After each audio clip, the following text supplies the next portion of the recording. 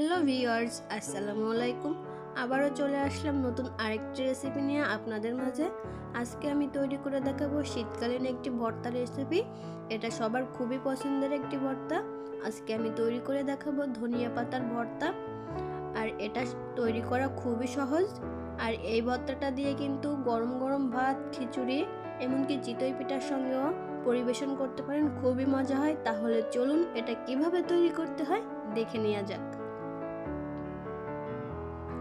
এর জন্য আমি এখানে নিয়ে নিয়েছি এক আটি ফ্রেশ ধনিয়া পাতা। আর এই পাতাটা আমি খুব সুন্দর করে বেছে ধুয়ে পরিষ্কার করে পানি ঝরিয়ে রেখে দিয়েছি।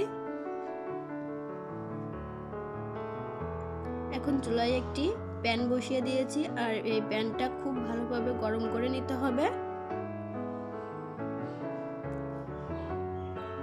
প্যানটা যখন গরম হয়ে আসবে তখন এখানে আমি 2 টেবিল চামচ পরিমাণ সরিষার তেল দিয়ে দিব। আর এই ভর্তাটা তৈরি করার জন্য অবশ্যই সরিষার তেল দিয়ে দিতে হবে। এখানে আমি বেশ কিছুটা কাঁচামরিচ নিয়েছি, রসুন নিয়েছি আর নিয়েছি পেঁয়াজ। আমি এখানে প্রায় হাফ কাপ পরিমাণ রসুন দিয়ে দিয়েছি। দিয়ে রসুনটা 2 মিনিট আমি তেলের সঙ্গে ভেজে নিব। এরপর আমি দিয়ে দিব পেঁয়াজ। এখানে আমি 1 কাপ পরিমাণ পেঁয়াজ একটু মোটা মোটা করে কেটে নিয়েছি আর নিয়েছি বেশ অনেকগুলো কাঁচামরিচ। আর এই কাঁচামরিচটা আমি ভেঙে দিয়েছি, এতে করে তেলের উপর ভাজার সময় এটা ফেটে যাবে না বা ফুটে আসবে না। এভাবে করে আমি খুব ভালোভাবে এটা ভেজে নিয়েছি, একদম ব্রাউন করে ভাজা যাবে না। হালকা বাদামি কালার এসে গেলে এখানে আমি ধনিয়া পাতা কুচিয়ে রেখেছিলাম সেটা দিয়ে দিব। দিয়ে খুব ভালোভাবে এর সঙ্গে নাড়াচাড়া করে নিব। আর এই ধনিয়া পাতাটা খুব ভালোভাবে এর সঙ্গে ভেজে পানিটা শুকিয়ে নিতে হবে।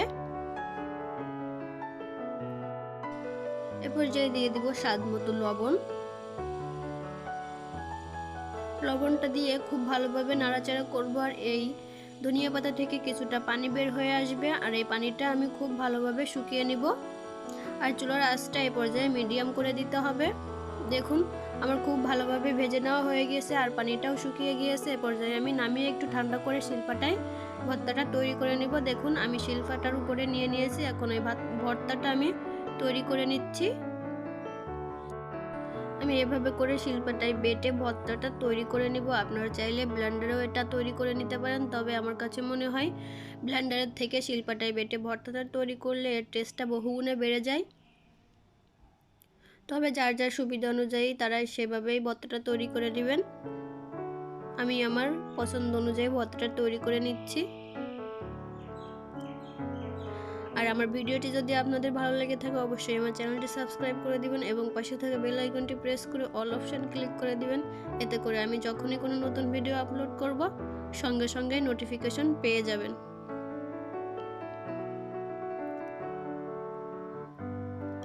আর এই ভর্তাটা দিয়ে কিন্তু আপনারা গরম গরম ভাত, রুটি, পরোটা, এমনকি এখন শীতের সময় চিতই পিঠা খুবই পছন্দের একটি খাবার, তার সঙ্গেও কিন্তু এই ভর্তাটা খুবই ভালো লাগে খেতে।